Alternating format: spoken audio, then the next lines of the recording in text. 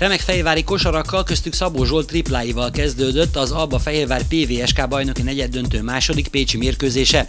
Az Alba Fehérvár a harmadik percben 8-4-re vezetett, erre azonban egy 9-0-ás rohammal feleltek a vendéglátók, akik meg is nyerték az első negyedet 23-13-ra.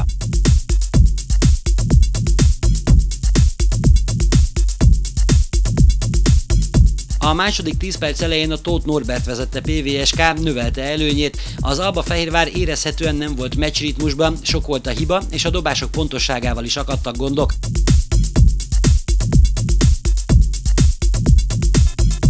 A második negyed viszonylag kevés pontot hozott, 15-12-re húzta ezt be a PVSK, így a nagyszünetre 38-25-ös vezetéssel vonulhattak a hazaiak.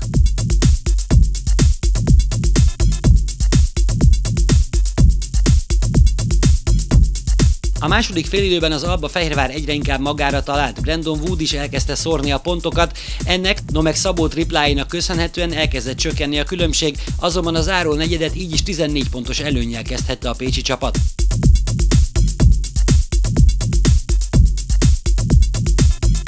Az utolsó 10 percben aztán egy 6-0-val felzárkózott az Alba, 67-60-nál már közel volt az egyenlítés.